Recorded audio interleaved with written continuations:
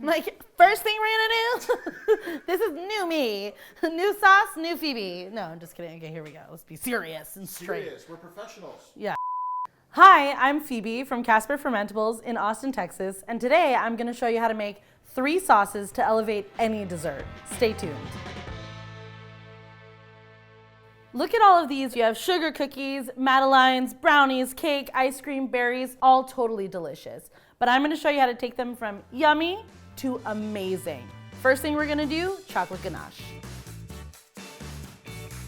Chocolate ganache is all about taking solid chocolate chips, chocolate bars, and turning it into something soft, velvety, spreadable that you can add to any desserts. All you're gonna need is a pound of semi-sweet chocolate, 1 cup heavy cream, about 1/4 cup of sugar, and 2 to 3 tablespoons of coffee, depending on your taste. Fun fact, chocolate actually melts at body temperature, about 98 degrees. So to get started, we're gonna head over to the stove and warm up this milk, sugar, and coffee. I'm gonna be using this saucier to make the sauces. The reason I like to use a saucier is because of the rounded bottom. A traditional sauce pot is gonna have those sharp corners that sugar or chocolate can get into and burn. A saucier that's rounded is gonna allow you to have a more even cook throughout and not have to worry about burning your ingredients as you're making them. I'm gonna start with adding the heavy cream, next the sugar, and then a little bit of coffee. Coffee, similar to salt, is amazing at bringing out the natural flavors of chocolate. Really, as a rule, I never, ever make anything chocolate without adding at least a little bit of coffee. So now we're gonna turn on the stove here to a low, medium low. Make sure that you stir as the dairy is warming up though, because you want the sugar to completely dissolve in the dairy. You'll know that the mixture is ready because you'll see tiny little bubbles start to form on the edge of the cream. Don't take it any further than that. So we have our warm cream and coffee. What you're gonna wanna do is put your chocolate into a larger bowl on the bottom, and then you're gonna add the cream mixture on top.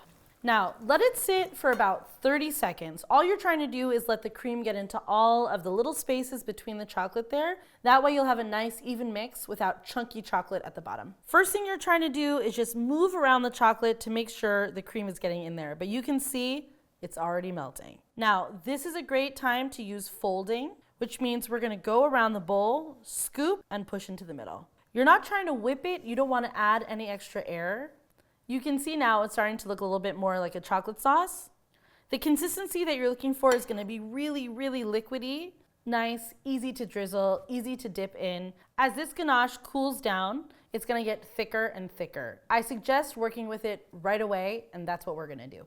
First thing I'm gonna do is I'm gonna dip these madeleines. What you're gonna do is take the madeleine straight into the chocolate. I do about halfway.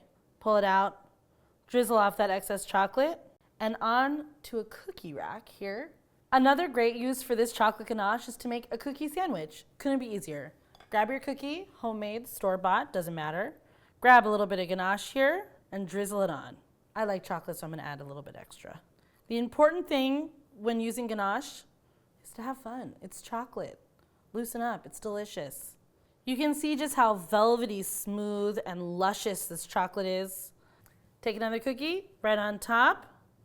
Again, onto the cooling rack to set. Another thing I like to do is if I'm having like a little bowl of berries for myself, go ahead and drizzle some chocolate on it. You deserve it. Be fancy. All right, y'all, I can't take it anymore. Let's try some. This berry is gonna be so delicious with this chocolate, but if you do wanna take it just one step further, go ahead and add just a little bit of flaked sea salt. Oh my gosh, I think we should try.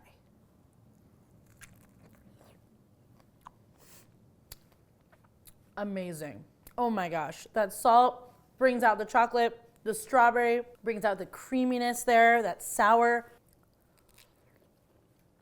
You should only eat strawberries this way, I think. At this point, you could put this away and save it for later for your next dessert, but I think I'm gonna go ahead and frost this entire cake here. What you're gonna do, take the cake, put it in front of you, get your ganache and get ready to drizzle. Hold the bowl firmly. I'm gonna do this in a round motion because I want that chocolate dripping effect down the sides of this cake. If you ask me, you can't have too much chocolate. Just go for it. With this cake, similar to the strawberries, I'm gonna go ahead and add a little bit of flaked sea salt And look at that. All right, so that's the chocolate ganache. Super easy. Let's go and make some caramel sauce. So to make this caramel sauce, what you're gonna need is some sugar, heavy cream, a little bit of water, and some unsalted butter.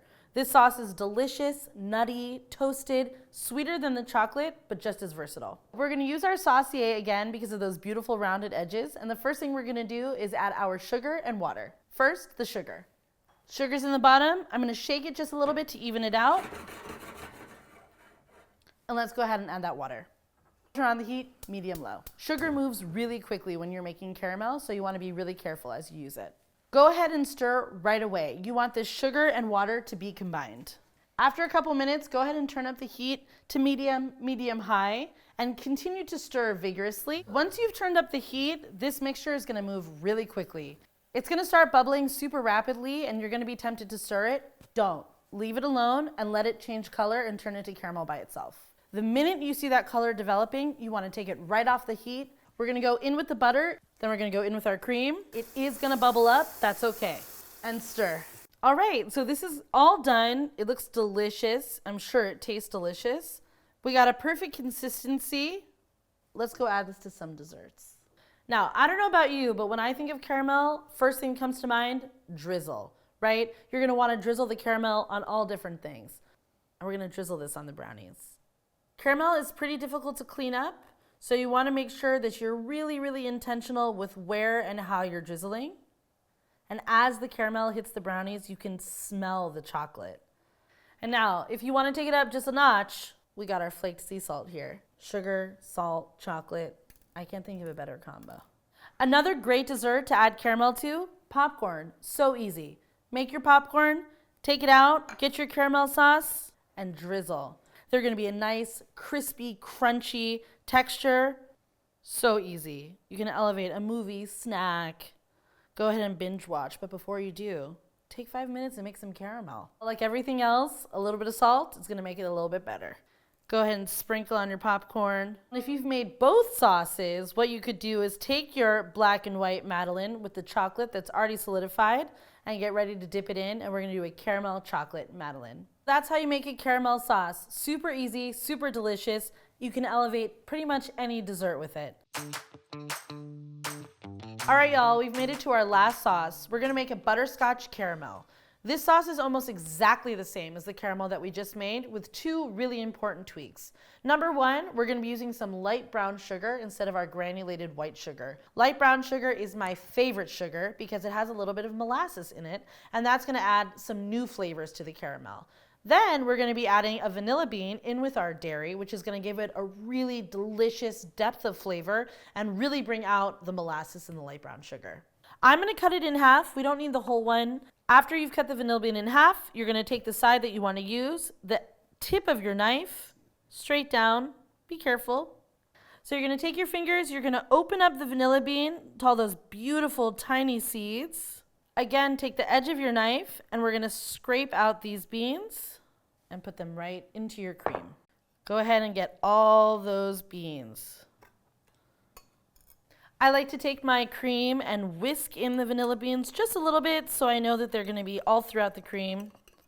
Oh my gosh, the smell coming off this already, I mean, it just smells like ice cream. Because it is ice cream.